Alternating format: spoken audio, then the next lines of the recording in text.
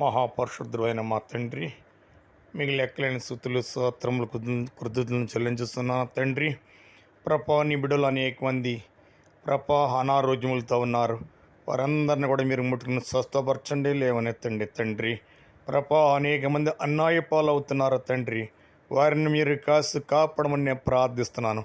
ఇది నేను ప్రార్థిస్తున్న దాన్ని బట్టి నీ బిడ్డలు విశ్వాసముతో ఆలకిస్తున్న దాన్ని బట్టి నెరవేర్పులను దయచేయం ప్రార్థిస్తున్నాను తండ్రి. వారికున్న రుణాలు తీర్చండి, వారికున్న సమస్యలు తొలగించండి, శాంతిని సమాధానము కలగజేయించమని నేను ప్రార్థిస్తున్నాను. ఇది నేను ప్రార్థిస్తున్నాను, నేను ఆనబెట్టి నెరవేర్చాం ప్రార్థిస్తున్నాను తండ్రి. అలాగనైనా తండ్రి ఇంకా నీ బిడ్డల తండ్రి అనేక మంది అనేక సమస్యలతో ఉన్నారు. వారందరూ కూడా మీరు ముట్టుకుని లేవనెత్తండి, మీ అరచేతి ఎత్తుపట్టుకుని సేవించండి, మీరు జ్ఞాపకం చేసుకోమని నేను ప్రార్థిస్తున్నాను. ఇది నేను ప్రార్థిస్తున్నాను, నేను ఆనబెట్టి నెరవేర్చాం ప్రార్థిస్తున్నాను. మీకు లెక్కలేని స్తుతులు స్తోత్రము తండ్రి. ఆనాడు ఏలియేసరికి మీరు కనబడి మాట్లాడేవారు.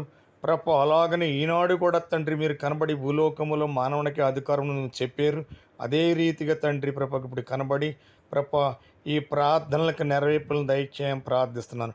ఎవరైతే విశ్వాసముతో దీంట్లో ఏకేవిస్తున్నారో ఈ ఏడిని చూస్తూ వారందరిని దీవించి ఆశ్రదించమని యేసయ్య యొక్క పరిశుద్ధ పుణ్య పాదాల పట్టుకుని బతిమాలు వేడుకుంటున్నాను.